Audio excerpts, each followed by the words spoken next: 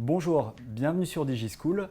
Je suis Florian, votre enseignant en économie et droit.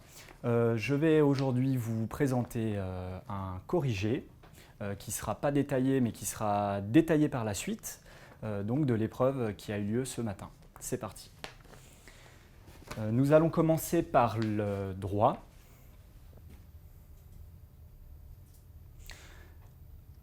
Avec donc la question 1 sur Monsieur Gila, donc, qui est commercial dans une entreprise. Ce monsieur a un contrat de travail, puisque dans son contrat, il est stipulé qu'il exerce ses fonctions sous l'autorité et sous les directives du directeur général. Donc ça caractérise un lien de subordination. Et donc, ça nous conduit à qualifier ce contrat d'un contrat de travail. Ce n'était pas précisément l'objet de la question, merci. C'était pas précisément l'objet de la question, mais c'est important de le préciser parce que pour les commerciaux, leur statut est parfois celui d'un salarié ou alors c'est des VRP mais qui ne sont pas salariés. Voilà. Donc, dans les faits, ce qu'il s'est passé, c'est que l'employeur de M. Gila a décidé de modifier pour une période limitée le lieu d'exercice de son travail. Donc ça, c'est un résumé synthétique des faits. Vous n'aviez pas besoin d'en mettre des tonnes. Il faut simplement préciser que l'employeur, donc c'est la personne qui a un pouvoir de direction sur le salarié, a décidé de modifier le lieu d'exercice du travail. Et pour l'instant, on ne se prononce pas sur la qualification de cette modification. Et c'est dans la question 2 que nous allons rentrer un peu plus dans le détail. Question 2, on vous demandait d'indiquer le problème juridique posé. Le problème juridique posé, c'est de savoir si nous sommes en présence d'une modification du contrat de travail ou d'une modification des conditions de travail, ce qui n'est pas la même chose. Un employeur, quand il décide de modifier un élément dans sa relation avec son salarié, il ne peut, sans l'accord du salarié, modifier un élément du contrat de travail, mais si la modification porte sur les conditions de travail, l'employeur peut l'imposer au salarié. Donc ici, nous avions M. Gila qui est face à une modification soit d'un élément du contrat de travail, soit de son contrat de travail. Et donc la question, c'est que si c'est une modification d'un élément du contrat de travail,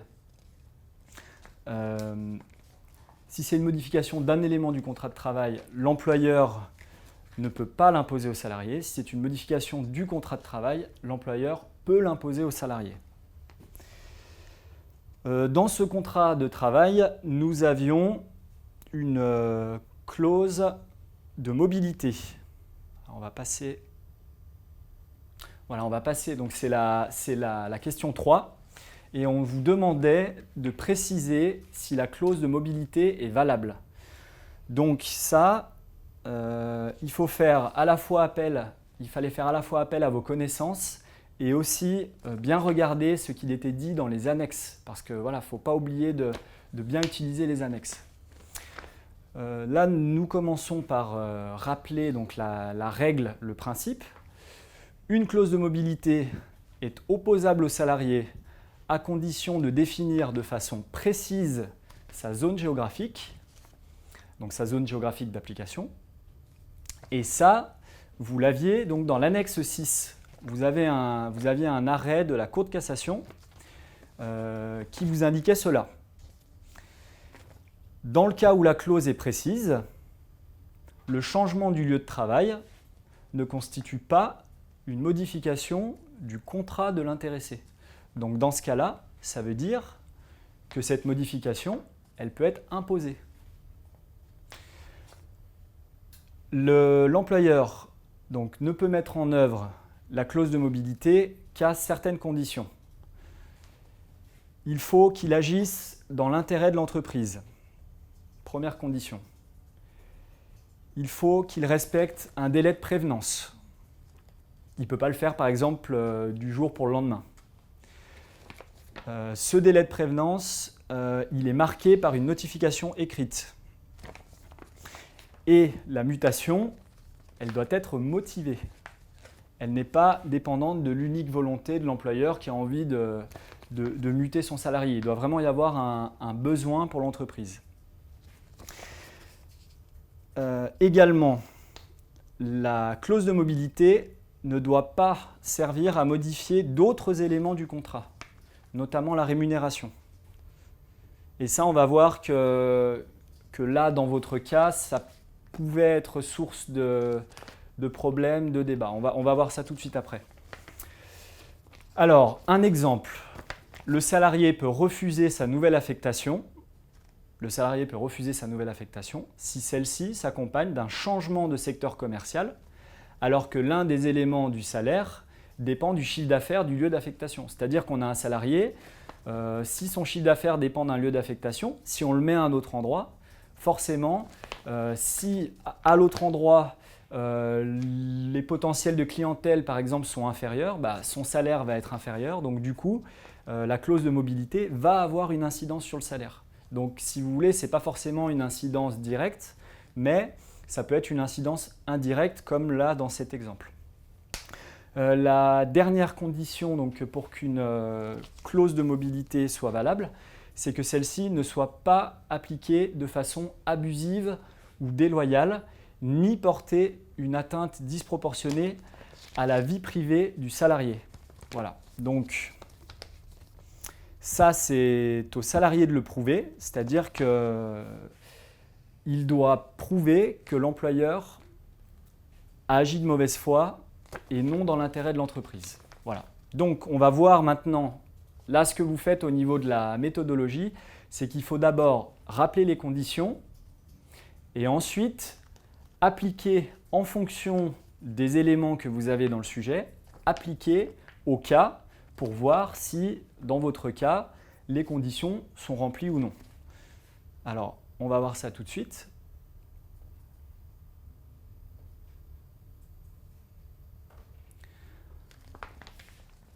Donc, on avait parlé de la première condition qui est que la clause de mobilité doit être stipulée dans l'intérêt de l'entreprise. Alors ici, a priori, on nous parle dans le sujet d'un accroissement de l'activité qui nécessite un renforcement temporaire des effectifs. Donc là, on voit bien qu'il y a un intérêt de l'entreprise.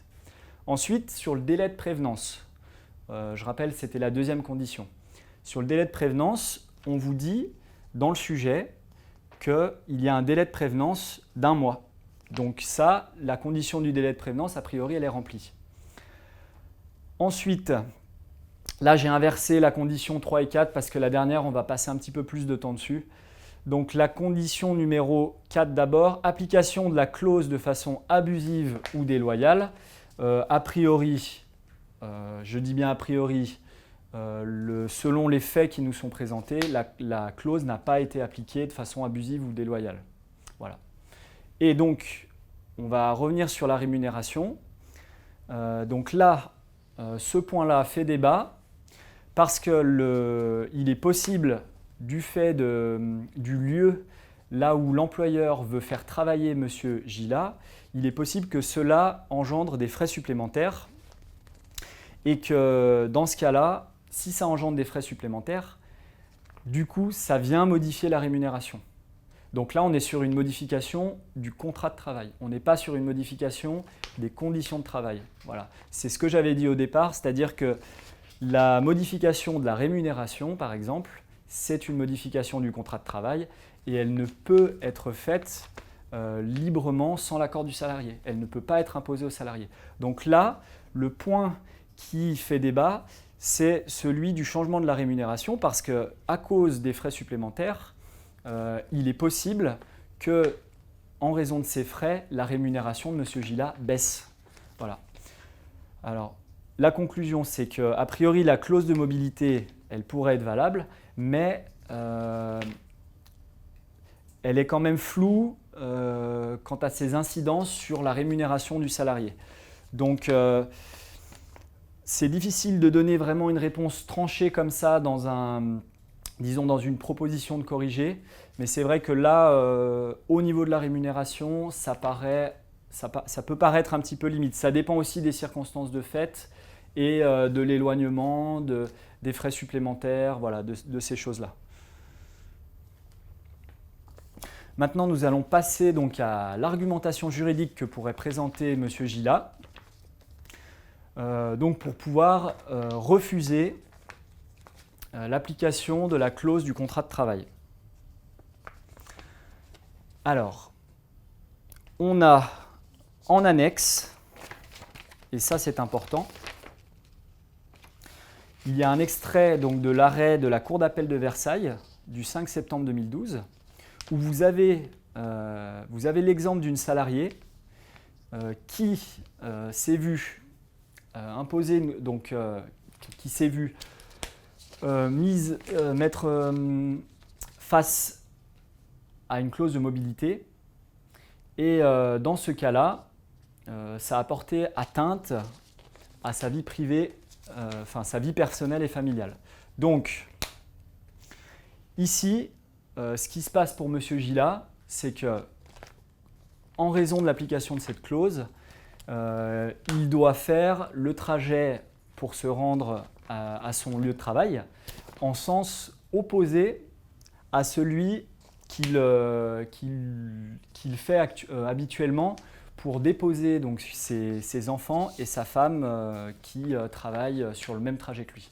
Donc là, il peut utiliser donc cette jurisprudence pour dire que du fait des nouvelles contraintes que l'application de la clause occasionne, ça pourrait porter atteinte à sa vie personnelle et familiale. Mais après, ça dépend des circonstances de fait, ça dépend des contraintes engendrées. Dans un cas, selon la contrainte que le salarié doit supporter, un juge pourrait dire qu'il y a une atteinte à la situation personnelle et familiale, mais dans un autre cas, il pourrait dire que non. Ça dépend vraiment des contraintes. Donc ce qui compte dans une question comme ça, c'est surtout de montrer votre capacité à argumenter, voilà, à développer ce point-là, voilà, sans forcément présenter une solution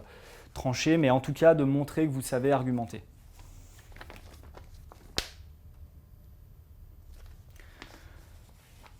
Ensuite, de l'autre côté, donc, on a l'argumentation juridique que pourrait développer l'entreprise, donc contre son salarié, pour appliquer malgré tout la clause de mobilité. Donc l'entreprise, elle peut argumenter, ça rejoint un petit peu ce que je disais avant, elle peut argumenter en disant que bien que le nouveau trajet de M. Gila l'oblige à aller en sens inverse en raison de nécessités familiales, la nouvelle distance, elle est plus courte, elle est de 40 km alors qu'avant, elle était de 80 km et que du coup, les conséquences sur sa vie privée et familiale sont limitées. Voilà. Donc ça, c'est pour la partie droit. Nous allons maintenant passer à la partie économie. Alors, on fait défiler les annexes.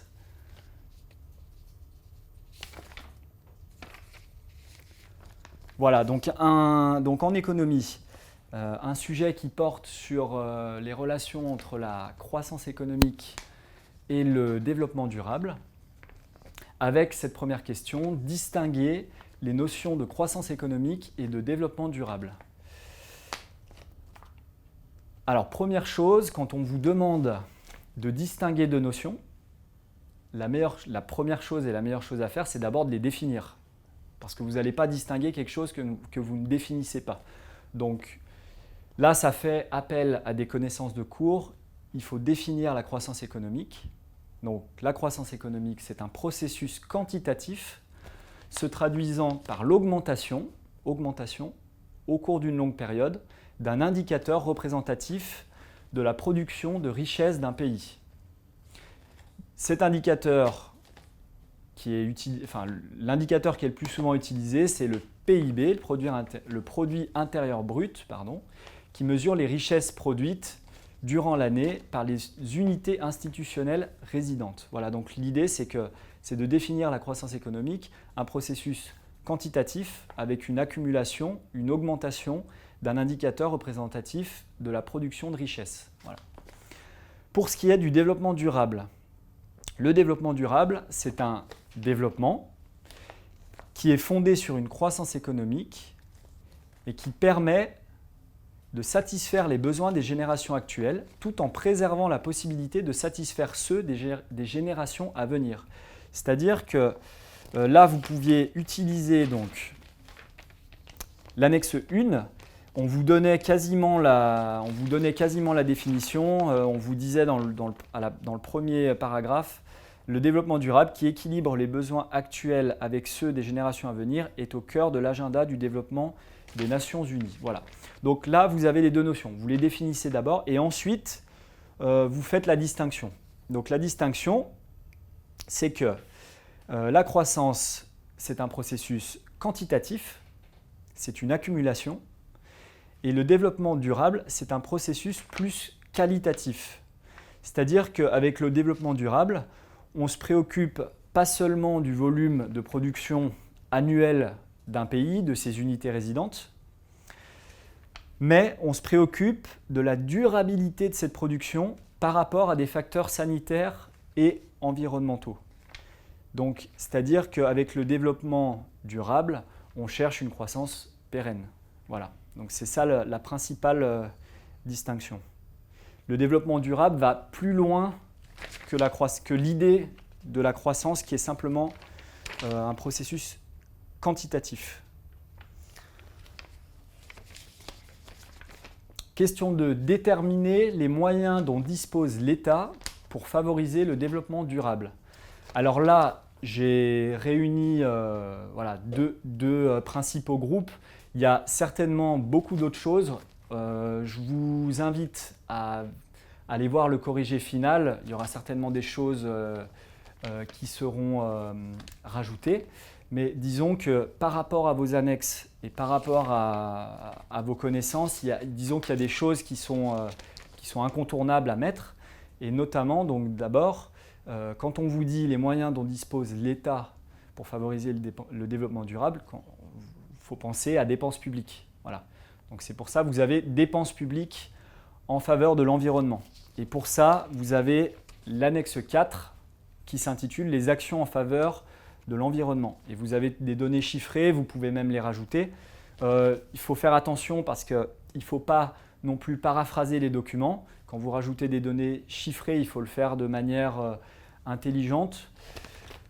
Quelles sont donc ces dépenses publiques? Elles consistent principalement en l'amélioration, donc c'est des exemples, amélioration de la gestion des déchets, ça peut être de l'assainissement, ça peut être de la rénovation urbaine.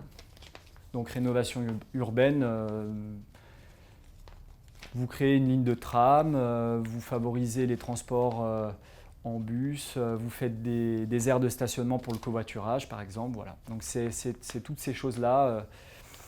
Donc c'est des moyens dont dispose l'État pour favoriser le développement durable. Mais c'est l'État, mais aussi sous-entendu le secteur public. Parce que par exemple, quand vous prenez la rénovation urbaine, ce n'est pas forcément l'État, mais en tout cas c'est le secteur public. Ensuite, que peut faire l'État? Donc ça c'est vraiment l'État, c'est au niveau économique et fiscal. Donc là nous avons le crédit d'impôt développement durable.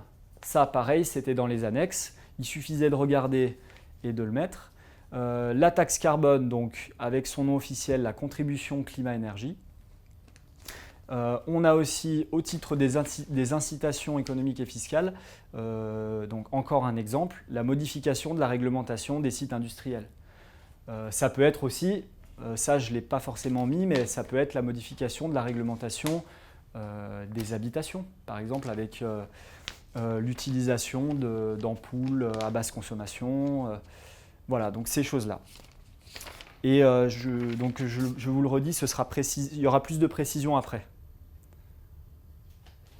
Question 3. Apprécier les effets des politiques de développement durable sur l'emploi.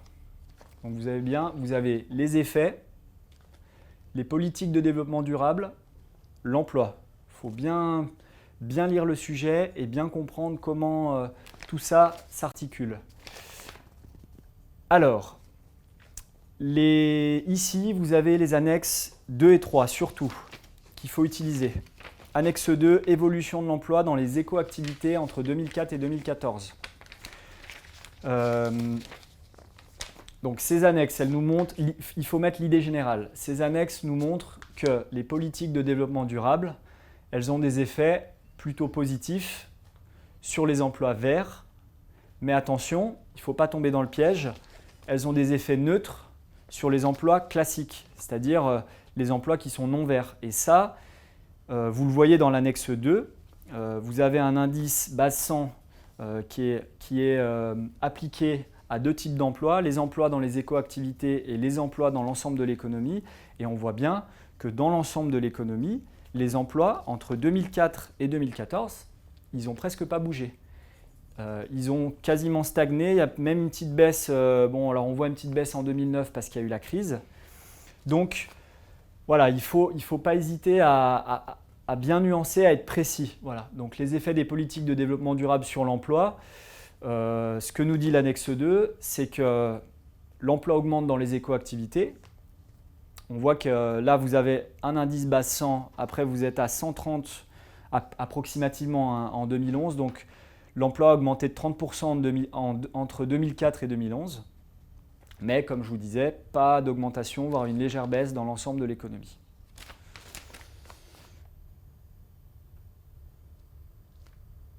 Voilà, donc on va passer à la question 4. Rédiger une argumentation qui permette de répondre à la question suivante. La croissance économique est-elle compatible avec les objectifs du développement durable?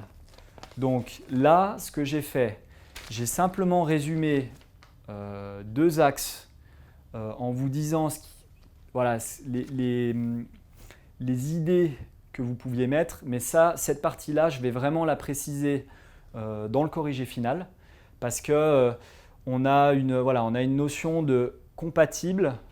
La croissance économique est-elle compatible avec les objectifs du développement durable? Donc déjà, il faut dire quels sont les objectifs du développement durable et après, est-ce que la croissance économique est compatible avec ces objectifs? Donc là,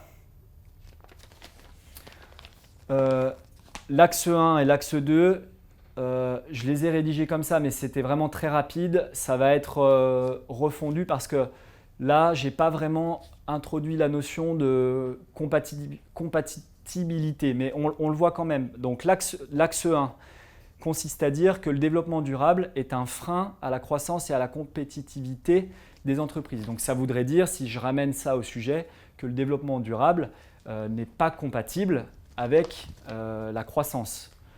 Pourquoi? Parce que le développement durable, donc, il implique des nouvelles contraintes pour les entreprises, puisqu'il y a des coûts induits qui sont liés à des contraintes qui peuvent être réglementaires, qui sont liées au développement durable. Donc là, je cite un exemple, le traitement des déchets ou la modification de processus industriels. Ça a un coût pour une entreprise qui doit être répercuté dans le coût final du produit. Donc, ce qui se passe, c'est que si une entreprise est à l'export ou si vous avez une entreprise française qui est en concurrence avec des entreprises étrangères qui, elles, exportent en Europe et notamment en France, vous allez avoir des contraintes de coûts qui sont différentes.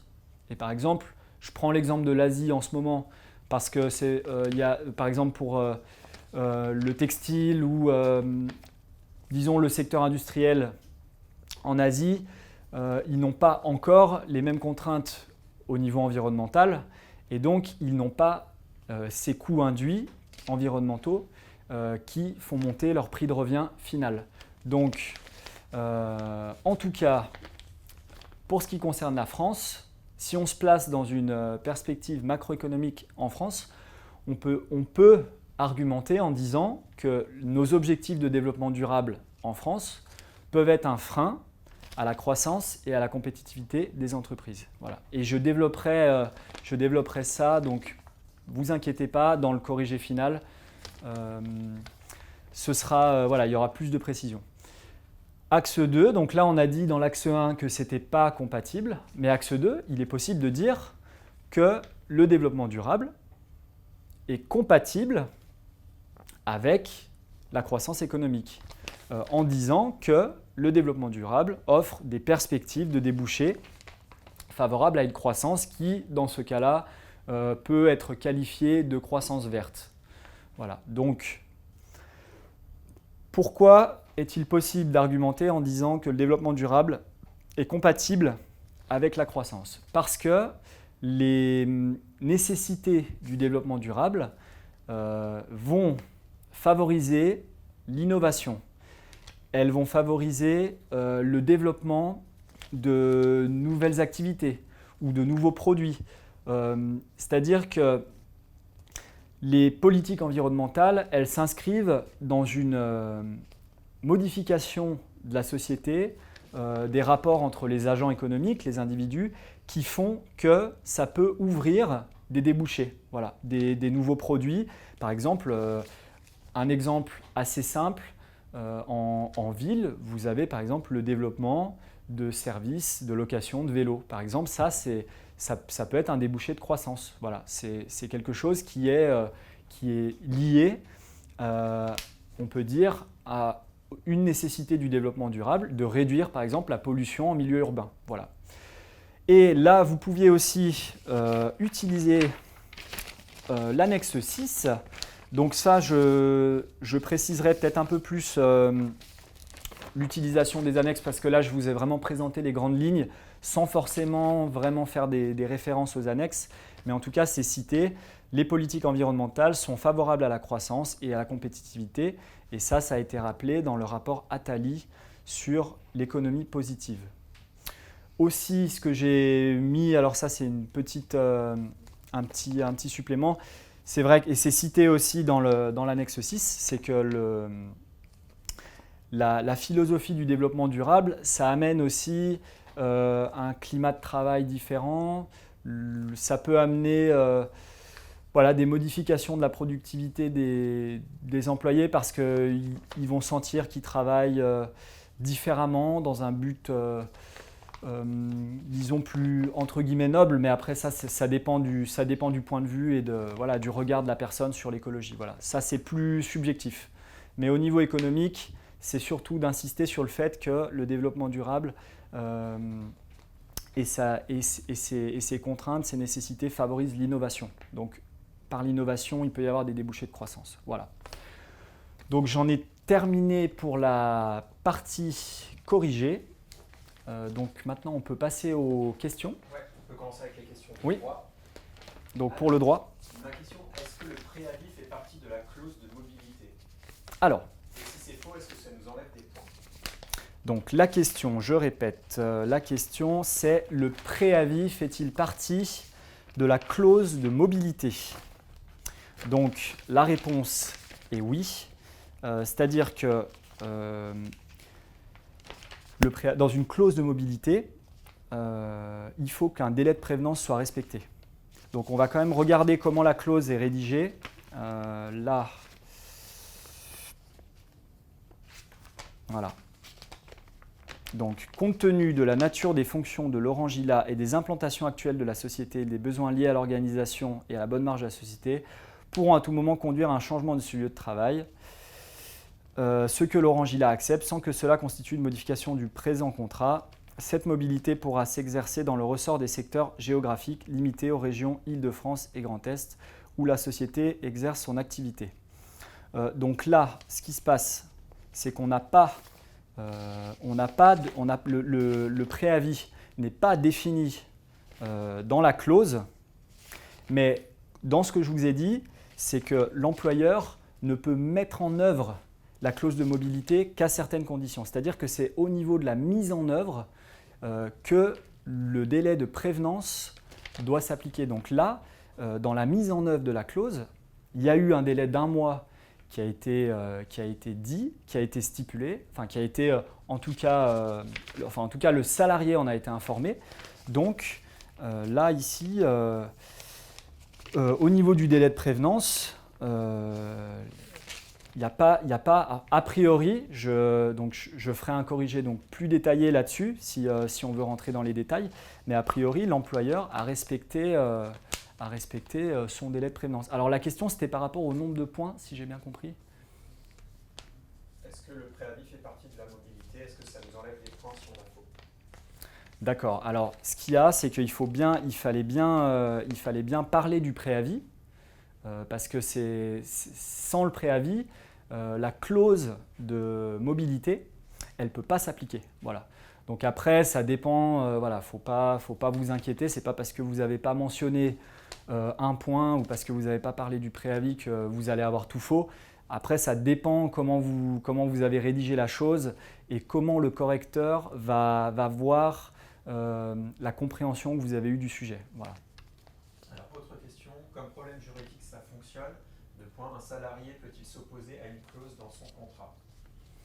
Un salarié peut-il, alors la question, donc ça c'est pour, alors je répète la question, ça c'était au niveau de la question 2, indiquer le problème juridique posé, et la question était… Un salarié peut-il s'opposer à une clause dans son contrat? Un salarié peut-il s'opposer à une clause dans son contrat? Alors, c'est général, disons que c'est pas faux, voilà, c'est pas faux. Après, il faut être plus précis, c'est-à-dire qu'il faut se poser la question de savoir si un salarié peut s'opposer à une modification de son contrat de travail et dans quelles conditions. C'est-à-dire, et c'est là que vient la question de savoir si nous sommes en présence d'une modification du contrat de travail ou si nous sommes en présence d'une modification des conditions de travail. Donc, la question que vous aviez posée n'est pas fausse, c'est simplement un petit peu trop général. Mais après, ça dépendra voilà, du correcteur et de la façon dont vous aurez appréhendé le sujet. Il y en a beaucoup qui demandent, qui disent que leur prof leur a dit qu'il fallait que le problème juridique, c'est une question par laquelle on doit répondre, par oui ou par non. Du coup, est-ce qu'ils pouvaient mettre une question est-ce que si quelqu'un a mis le salarié peut-il refuser la clause de mobilité, est-ce que c'est non? Alors, quand vous avez un problème juridique, un problème juridique, c'est posé de manière générale. Quand vous dites le salarié peut-il refuser la clause de mobilité, il faut dire, dans ce cas-là, il faut le dire de manière plus générale en disant un salarié, voilà, peut-il refuser l'application d'une clause de mobilité? Ça, c'est un problème de droit. Et vous pouvez préciser en mettant dans quel cas un salarié peut-il refuser l'application d'une clause de mobilité. Voilà. Ça, c'est un problème de droit. Alors, question 3. Si on n'a pas indiqué les conditions, mais seulement l'extrait de la Cour de cassation, est-ce que des points seront retirés? Alors ça, c'est déjà pas mal. Ça va dépendre aussi de toutes les copies. C'est-à-dire que évidemment, si dans le lot des copies du correcteur, tout le monde cite les conditions et qu'il y a une personne qui ne cite pas les conditions, bon bah là ça va jouer. Mais ça dépend aussi de comment le sujet est traité par la majorité des personnes qui répondent aux questions. Voilà. Après, on vous demande, donc je vais reprendre la question 3. On vous demande, est-ce que la clause de mobilité est valable? La démarche à suivre, c'est dire, la clause de mobilité est-elle valable? Dans quel cas une clause de mobilité est valable? Et après, vous citez les conditions. Mais disons que si vous citez l'arrêt de la Cour et que vous vous en inspirez et que vous argumentez en disant voilà, la cour a jugé que, et moi, en fonction des faits que j'ai, j'en conclus que, Dans ce cas-là, je pense que le correcteur devrait peut-être pas retirer tous les points s'il n'y a pas les conditions de base. Après, c'est bien de partir avec une méthode en citant soit le principe, soit les conditions, et ensuite en répondant à la question. Alors, à la question 3 en droit, la distance n'augmente pas, elle est divisée par 2. Voilà, en fait. Bien répéter la question. Alors, on nous dit. Mais alors, excusez-moi, quelle était la question? Parce que. À la question 3 en droit, la distance n'augmente pas, elle est divisée par 2. Quelqu'un demande si c'est juste. Oui, alors on va reprendre l'énoncé. Alors, il a. Ce qui se passe, c'est que dans un premier temps, il est à 40 km de son lieu de travail. Mais non, dans un premier temps, il est à 80 km de son lieu de travail. Mais ce qui se passe, c'est que quand il est à 80 km de son lieu de travail, il peut déposer son épouse et ses enfants sur son trajet. Et après, dans le deuxième cas, il est à 40 km de donc son domicile est à 40 km de son lieu de travail, mais il doit aller en sens inverse pour déposer son épouse. Ce qu'on ne sait pas, c'est combien de kilomètres il a à faire en sens inverse. Parce que si par exemple son épouse elle est à 60 km et que lui il est à 80, eh bien dans le deuxième cas, ça veut dire qu'il fait 60 km et qu'après il doit aller en sens inverse et refaire 40 km. Donc si vous voulez, après ça c'est factuel. Donc c'est pour ça que je vous disais tout à l'heure que la solution, elle joue aussi là-dessus au niveau des contraintes personnelles et familiales. Ça va dépendre de… Là, a priori, donc, tel que j'ai compris le sujet, mais je vous le préciserai dans le corrigé final, a priori, on ne sait pas exactement où est son épouse et quelles sont vraiment les contraintes finales. Donc c'est pour ça qu'il y a une argumentation et qu'on vous dit qu'on peut présenter deux argumentations juridiques opposées et qu'après, voilà, ça dépend de la situation. Alors, plus rapidement, pour qu'on puisse en répondre à plus de questions, est-ce que si on a parlé d'un litige en droit dans la question 1, est-ce qu'on a faux? Alors, la question est, est-ce que si on a parlé d'un litige en droit dans la question 1, est-ce que cela est faux? Non, c'est pas faux. C'est pas faux. C'est simplement, comme je disais tout à l'heure, c'est peut-être pas assez précis, mais c'est pas faux. Donc après, voilà, ça dépend. Puis ça dépendra du reste de votre réponse. Alors, autre question en droit, en option, est-ce que M. Laurent Gila peut s'appuyer sur les charges financières au niveau de l'argumentation juridique? Alors, la question, je répète. Est-ce que M. Gila peut s'appuyer sur l'aspect lié vous m'avez dit aux charges financières pour son argumentation? Alors, ce qu'il y a, c'est que ce n'est pas ce qu'on demandait dans la question, mais on pourrait très bien envisager que voilà, en fonction de l'éloignement et des frais qu'il a, oui, il puisse avoir des contraintes financières supplémentaires. Mais disons que ce n'était pas la question. Voilà. Mais si vous le mettez, écoutez, après, à voir. Je ne connais pas le barème. Je ne peux pas vous dire si ils vont le prendre en compte ou pas. Mais disons que, bon, vous le mettez. Faut faire attention quand vous mettez des choses en plus. Faut être sûr de votre coût. Voilà, c'est ce que je vous conseille. Une clause, par exemple, de contrat de travail de non-concurrence ou autre, est-ce qu'elle peut rentrer dans la catégorie de préjudices patrimoniaux? Alors, est-ce qu'une clause de non-concurrence peut rentrer dans la catégorie des préjudices patrimoniaux? Alors, je ne comprends pas très bien la question, mais ce que je peux dire… Alors là, parce que là, on n'est plus dans le sujet. Parce que le sujet, c'est une clause de mobilité. Ce que je peux dire sur la clause de non-concurrence, c'est qu'elle doit être limitée dans le temps et dans l'espace. Donc ça, c'est vraiment le propre de la clause de non-concurrence. Mais après, là, on dépasse le cadre du sujet. Est-ce qu'il fallait faire le syllogisme juridique en question 4 et 5, ou est-ce qu'on pouvait mettre directement les arguments? Alors, en question 4 et 5, on n'est plus à l'étape du syllogisme, on est après. Le syllogisme, vous l'avez au départ, c'est-à-dire dans les questions 1 et 2, on veut voir comment vous qualifiez les faits et comment vous posez votre problème de droit. Et c'est à ce moment-là que s'applique le syllogisme. Après, les questions 4 et 5, c'est plus de l'argumentation. On est déjà un petit peu dans l'étape d'après. En écho, pour la croissance économique, j'ai défini comme l'ensemble des activités économiques produites dans un pays. Alors, la question. Donc, une personne me demande, pour la croissance économique, la croissance économique est définie comme l'ensemble de la production des activités économiques produites dans un pays. L'ensemble des activités économiques produites dans un pays. C'est pas faux, ça fait référence au PIB. Voilà, vous avez le PIB qui est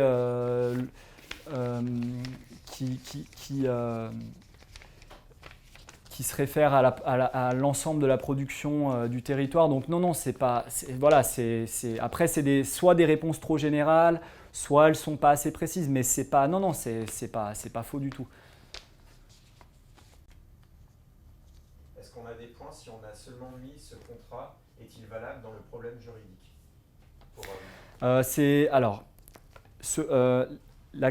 la question c'est, est-ce que l'on a des points si on a simplement mentionné ce contrat est-il valable dans le problème juridique? Je dirais qu'il faut faire attention parce que là, on ne se pose pas la question de la validité du contrat, on se pose la question, là je titille un petit peu, mais disons que ça va être un peu général, voilà. Ça va être un peu trop général comme question. Voilà. D'accord, c'est bon. Ok, donc on en a fini avec les questions. Alors merci, donc je vous remercie d'avoir suivi ce live. Vous pouvez retrouver les corrigés, donc ce corrigé sera mis en ligne d'une manière, là il est en ligne mais il sera beaucoup plus détaillé. Avec aussi des corrigés donc, pour les autres matières. J'espère en tout cas que l'épreuve s'est bien passée. Donc voilà, il ne faut pas trop vous stresser par rapport aux réponses. Ça dépend beaucoup donc, des sujets, des correcteurs. Voilà. Ce qui compte, c'est que vous ayez mis l'essentiel. Et j'espère en tout cas que ça s'est bien passé. Et je vous dis à bientôt sur DigiSchool. Merci.